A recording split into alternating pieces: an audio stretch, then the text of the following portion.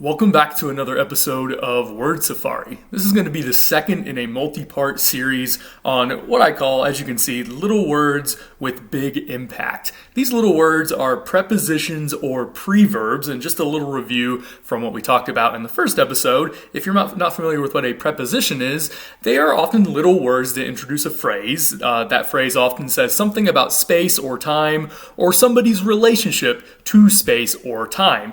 Words like over or with are prepositions, and they can form phrases, as you can see on your screen here. However, you can also put them right onto the start of verbs, and they modify the meaning of that verb in some way. So we have these words like over and with in English that are prepositions or preverbs, but most languages, at least many languages, have these same kind of words.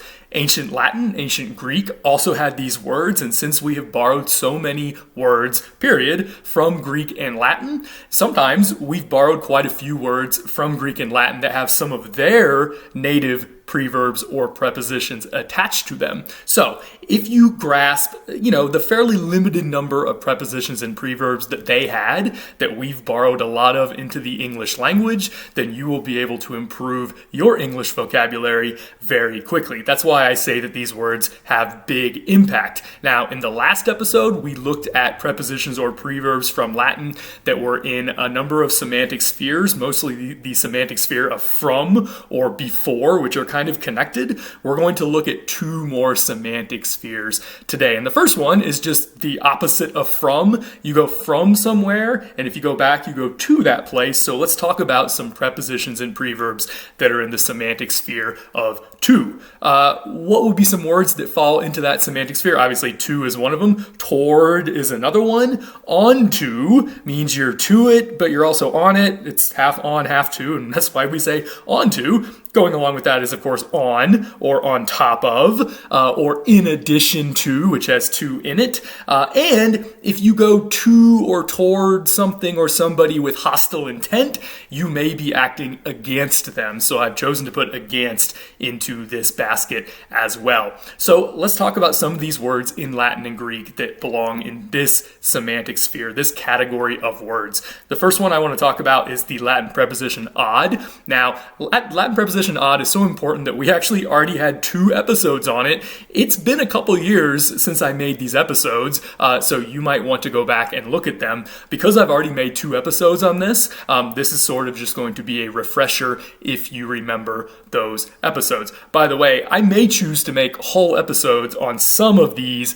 in the future, because really this is just a summary and that's all we have time for. But since this is a summary, let's talk about some of those words that I have already talked about in those 2 whole episodes on the Latin word odd. So odd can mean to, it can mean toward, and in a hostile sense, it can mean against. And so all of those words are, all of those meanings are implicit in the Latin word odd. And they're all implicit in some of the borrowings that we get from Latin that have odd on the front of it, like adverse.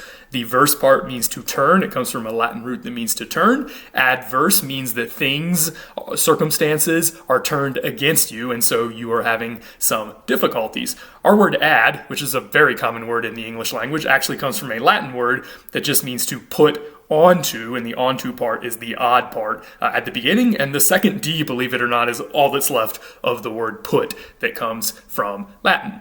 Adhere, if you adhere, you literally stick to something, and this goes along with words like adhesive, which the second part comes from that same Latin root that means to stick. If you or somebody else or something is adequate, the equate part is just equal, so you are equal to. If you're adequate, you are equal to the task. You're enough. You may not be the best thing ever, but you're enough, and that's essentially what adequate means. We spent a whole episode, the second episode of that 2-part episode on odd way back when. We talked about when the D in odd assimilates to the following letter. To assimilate means to become more similar to, and perhaps appropriately, the word assimilate actually contains an example of the word odd assimilating to the following word. So odd becomes os, So the D becomes an S because the next word or the next part of the word starts with an S, and that's why we get two S's in a word like assimilate, because that used to be odd, similate, and the D assimilated to the S. So what does it mean to odd similate? It means to make similar to. That's really all it means. We see assimilation also in a word like appropriate, which used to be odd appropriate, which means suitable to the circumstances or the situation. We also see assimilation in attract, which used to be odd tract. Tract is a word that means to draw or to drag. And so if you attract, you are drawing somebody or something to you. That is essentially what that word means. Okay, so that's odd. And like I said, we've already talked about that for 2 episodes, and you can go look at those 2 episodes if you want more words that have odd in them, because actually we have a ton. Let's talk about the Greek corresponding word to the Latin word odd. And in Greek, that was the word pros, which also means to or toward or onto. We don't get as many words in English that have the Greek word pros on them, but we do get a few. So I wanted to point them out. One of them is proselyte. Of course, the noun is proselytism. That kind of goes with that. A proselyte is someone who has come to usually a religion. We usually use this word in religious circumstances, and the pros part at the beginning means to, and the alite part comes from a Greek word that means to come or to approach or to go.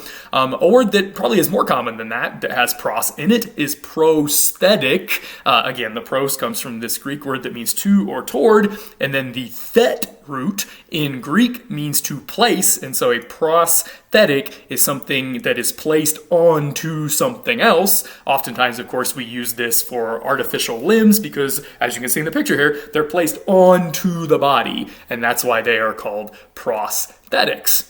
Another Greek word that is in this semantic sphere that is far more common than the Greek word pros is the Greek word epi. I bet you can think of a lot of epi words right off the top of your head. The Greek word epi meant upon or on top of. It could actually mean more than that. It was a very complicated preposition in ancient Greek, but that's usually the meaning of epi when we borrow it into English. So let's talk about a whole bunch of words that come from the Greek word epi. An easy one is epicenter. When we talk about an earthquake, we say that it has an epicenter because the earthquake center is actually deep within the earth, but the epicenter is the portion of the surface that is directly over the center of the earthquake, which is why it's called an epicenter. It's upon the center, it's on top of the center. It's not actually the center because the center is underground.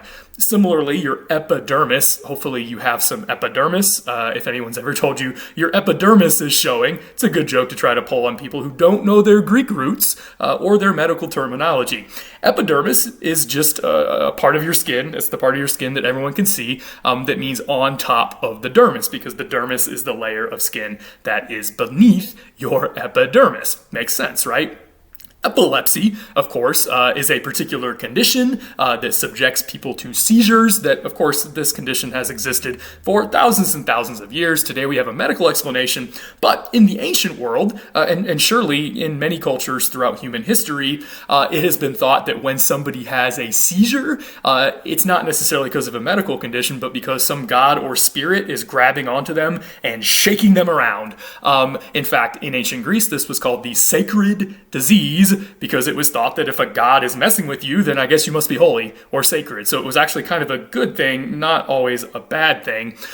So the word epilepsy for this condition comes from ancient Greece. It means a seizing upon. The lep part means to grab or to seize, and it refers to the idea that some god or spirit or divinity is grabbing onto the person having the epileptic seizure and shaking them around. So you have to understand a little bit of the ancient cultural way of looking at this before the use of epi in this condition makes sense. But once you do, it's a pretty cool piece of history.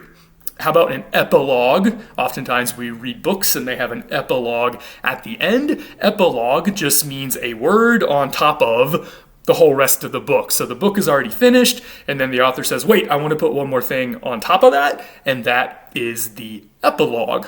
What is an epiphany? Some of you may know the word epiphany. An epiphany is an appearance to. The fon part means to appear or to show yourself or something like that.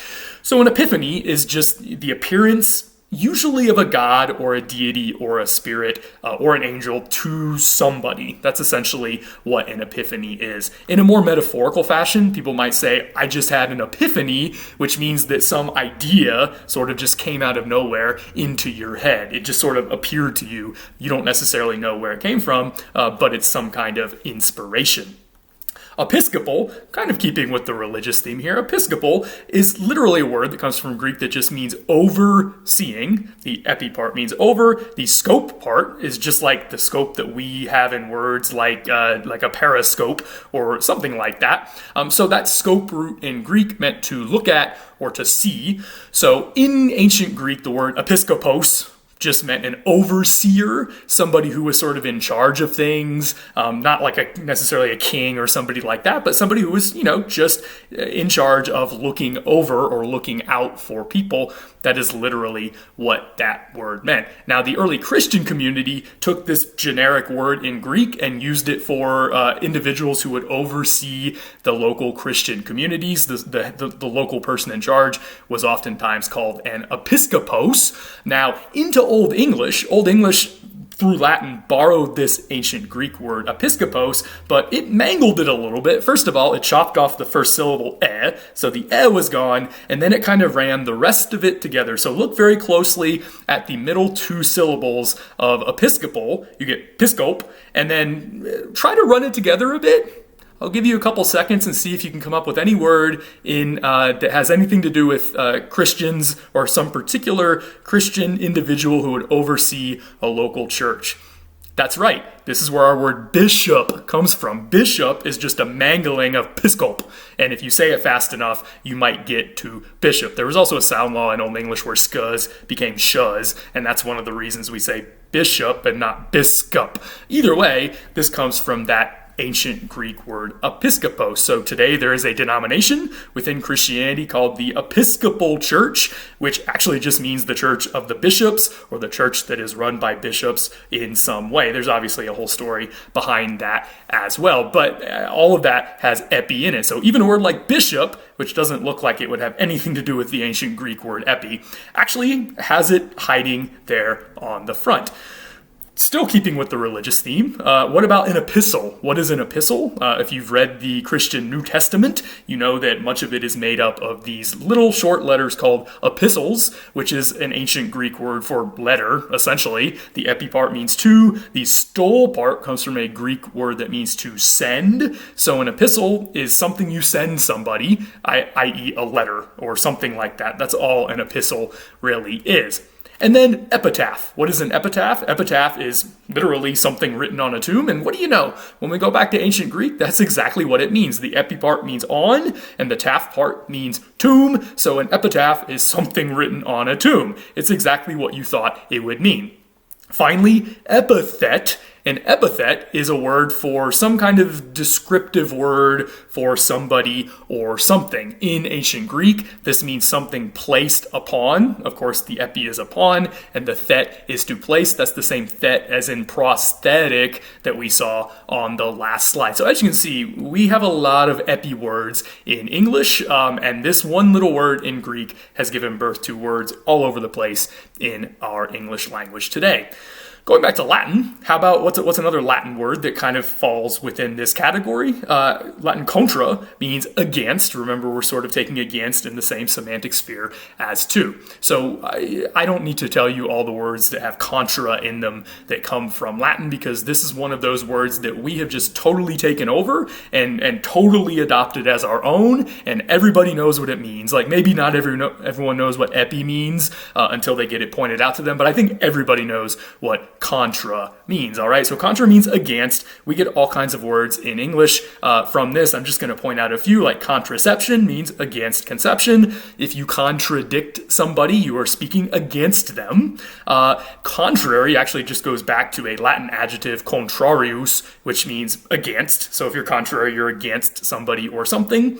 Contrast, the st there at the end comes from the Latin word for to stand. Actually, it's the same st that's at the beginning of our English word stand. So if you are contrasting yourself, you're standing against them. Or if you contrast, you might be standing out from the background. So either way, there's some element of dissimilarity, and that's what it means to contrast. What is a controversy? And I actually spelled it with an A there, even though we spell it with an O, just to show you that it has contra in it, all right? A controversy, which maybe should be a controversy, is a turning against, all right? It's a turning against some particular issue or some particular group, and it's really multiple people who are turned against each other. It takes more than one person upset to have a controversy, probably, although I guess we could debate about that. Going along with that, what's the Greek word that goes along with contra? How about Greek anti? We would say this anti in English. This also means against, and just like contra, this is a word that we totally just took over from the Greek language, and I think everybody knows what anti means, and they don't need it explained to them. So an antibiotic is something that acts against a life form. You take antibiotics to deal with some kind of bacteria that is loose in your body or in your system, so it acts against the life forms that are not supposed to be in your system. An antidote is something given against a poison. The dote part comes from a Greek word that means to give. Antipathy, this is not a word that we use all the time, but it's good to know. If you have antipathy for someone, you don't like them very much. Literally, according to the Greek, you have a feeling, that's the path part, you have a feeling against them, and that's what antipathy is. Going along with the medical terminology again, antiseptic. If you have an antiseptic, the sep root just means infection, so an antiseptic fights infection. Makes sense, right? An antithesis is literally something set against. That the part of the thesis is the same thet root that we have already seen several times that means to put or to place or to set. So an antithesis is something you set against something else and make them fight it out. The thesis, the antithesis, create what we call a synthesis. And if you're wondering what that syn word means, we're going to get to that in a future episode. This one's pretty cool. An antonym is a noun, that's the onym part, that is the opposite of another noun. Most of us learned about antonyms in school, and also about synonyms, which once again, there's that syn that we are going to talk about. Now, you might remember that in the last episode, we talked about the Latin word ante with an E that means before. Both ante and anti, both anti and anti, both of these words, which is how we would pronounce it in English today, they both come from the same Indo-European word, which you can tell they're only one letter different and they look very similar. That Indo-European word meant facing each other. So you can see how on the one hand in Latin, that would evolve to mean standing before. If you're standing in front of someone, you're probably facing them, like if you're having an audience with a king or someone important. But if you're facing someone, it may be for hostile purposes and you're about to beat each other up or get in a fight. And that's where the Greek idea of anti came from. So it's pretty cool to see how the same word can evolve in different directions. And then we borrow both of them into English, but with their slightly different meanings that have evolved over time. All right, let's shift gears a little bit and talk about the other semantic sphere that we're going to talk about here, and that is the semantic sphere of around, which, I'm sort of trying to go in a natural progression as far as these semantic spheres. So we've talked about to, now let's talk about around. So if you go to somewhere, maybe you'll be around that thing. So let's talk about some of those words as well. What are some words that belong in the semantic sphere of around? Obviously around. If you're near something, that might be in the semantic sphere. If you're on both sides of something, maybe not you, but if something is on both sides of you, that can fall in this semantic sphere. And then about can also fall in this semantic sphere. Like if there's a topic that's, about something, then it's near it, it's around it. So about sort of fits in with this as well. The Latin word circum, because C's were always hard in Latin, so this was pronounced circum in Latin. Today we would say circa something. This Latin word meant around or near. It could also mean about, and words in the Romance languages today that mean about often come from this particular root. If you're wondering, yes, the word circle also comes from this as well, because a circle is around a center point, so it kind of makes sense. So we get a number of words that have circum at the beginning that come from this particular Latin word, like circumference. We fairly recently in an episode talked about the fur root here that means to bear. So a circumference is the distance around, that's the circum part. A circle, if you bear around it, or if you go around it and stay equidistant to the center, that's what the circumference is. If you or somebody else circumnavigate the world, then literally you are sailing around it. That makes sense, right? If you circumscribe something, the scribe root in Latin, as you could probably guess, means to write, like script. So if you write around something, that's a metaphorical way of saying that you are outlawing other things and saying you're only allowed to do the things, like I'm drawing a circle around the things you're allowed to do, and you're not allowed to do these other things. So that's what it means to circumscribe something. If you are a circumspect person, the spect part means to look. So if you're circumspect, you're always looking around carefully to make sure that you are doing the right thing. You're being cautious. That's essentially what it means to be a circumspect person.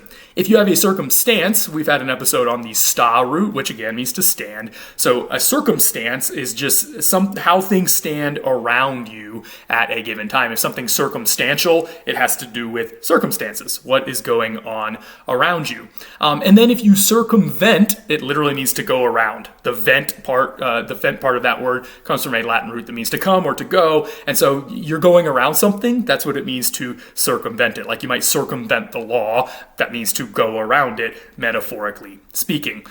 The Greek word that answers to that Latin word circum is the Greek word peri, which, again, we get a lot of words here, and this can also mean around or about.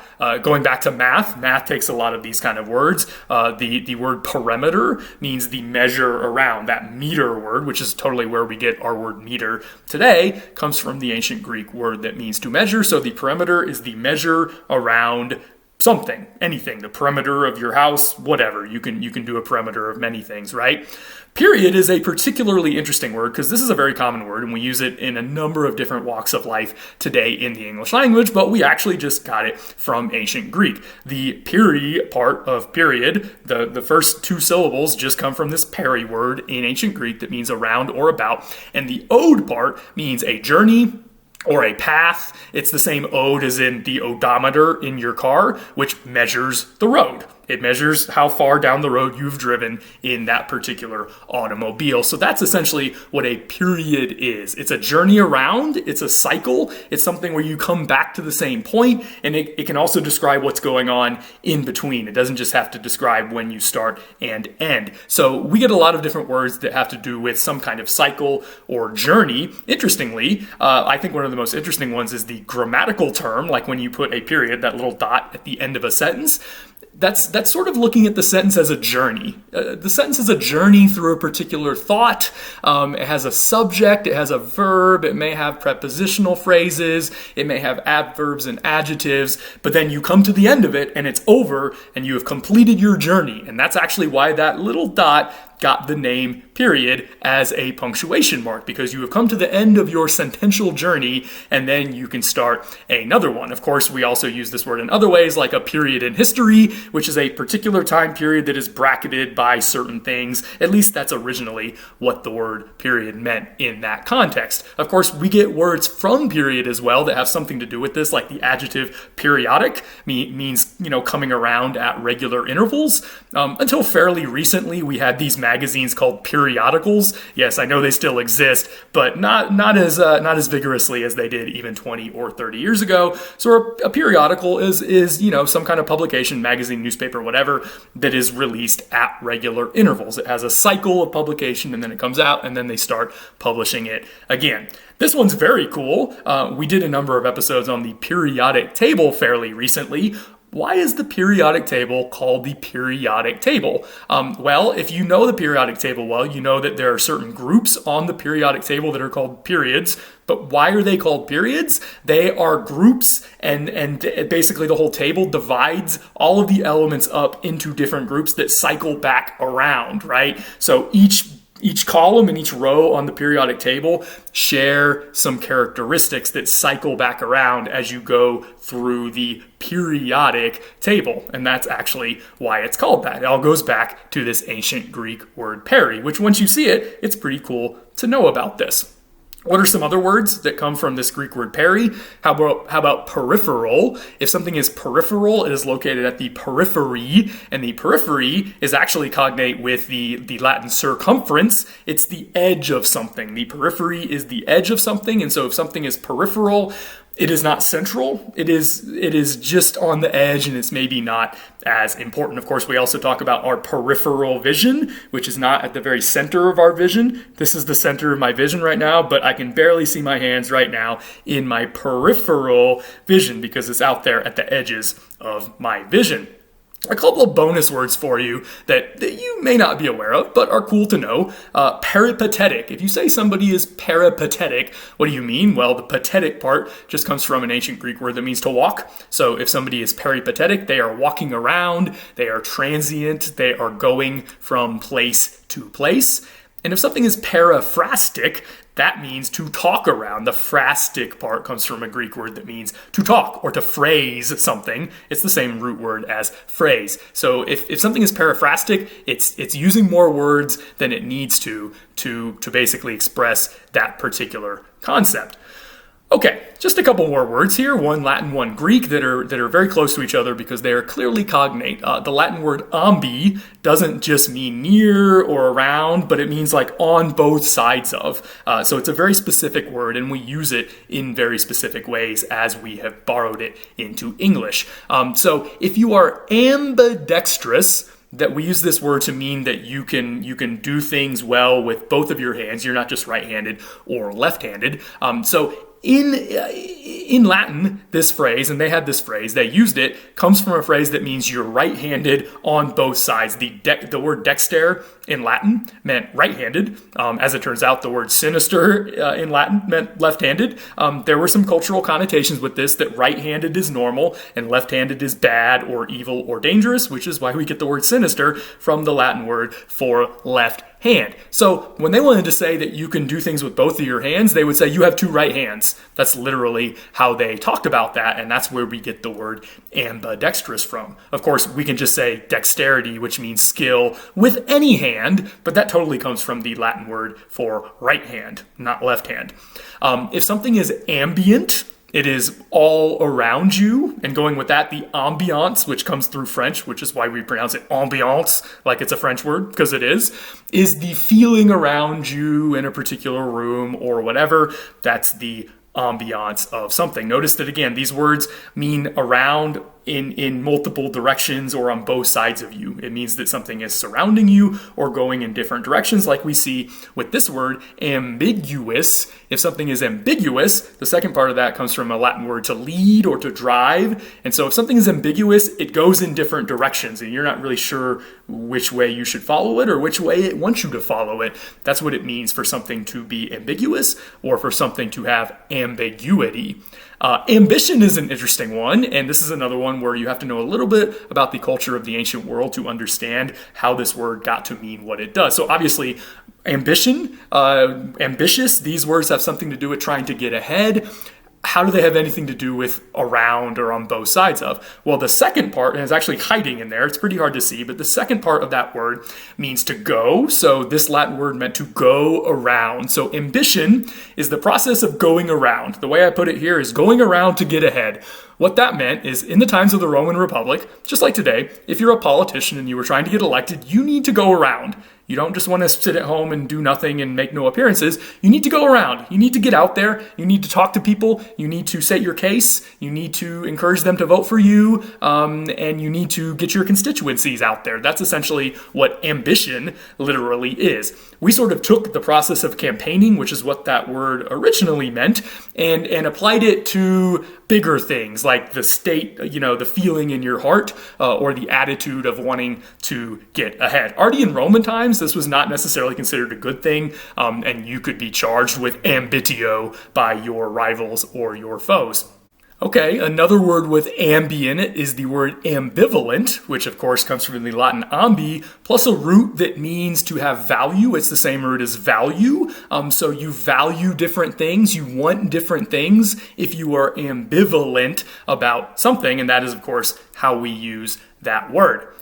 Going along with Latin ambi is a very similar looking word in Greek, and of course that is the Greek word amphi, which means the exact same thing because they both come from the same word in Indo-European. You can tell it comes from Greek instead of Latin because it has a PH instead of a B, but that's the only difference in the word. So a word like amphibian comes from Greek and not Latin. The amphi part means both sides, two-way, something like that, and the bian part comes from the Greek word for life. It's the same word as in biology and those kind of things. So the class of creatures that are called amphibians are so called because they live in two ways. They can live in the water, they can live on dry land, and so they kind of live a double life in some ways. That is actually why they got the name amphibians in the first place. They're not spies, as far as I know, but that is essentially what their name means.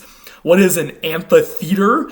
Theater comes from a Greek word that just means a place to watch something, and so the original idea of a theater was you'd only be on one side of it, like a stage today or something like that. But an amphitheater is a particular edifice where seats go around the stage or around the place where the people are performing or speaking, and that's why it's called an amphitheater, because there are seats on both sides of the stage and not just one side. And finally, a term that you may not be familiar with, but you may, is an amphora. We talk about amphorae, which is the plural of amphora, a lot when we're talking about ancient archaeology. These were large jars that were several feet tall. Often they could be smaller or bigger, but oftentimes they were larger.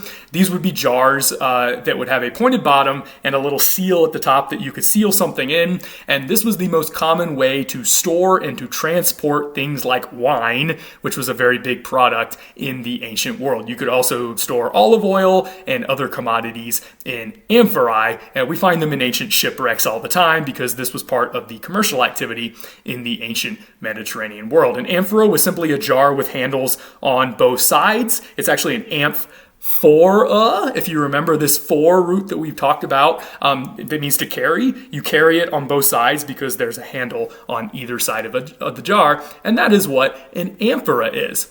All right, that's going to end our discussion for now. Stay tuned for part 3, and we will talk about some other semantic spheres that contain prepositions and preverbs that come from Greek and Latin. See you then.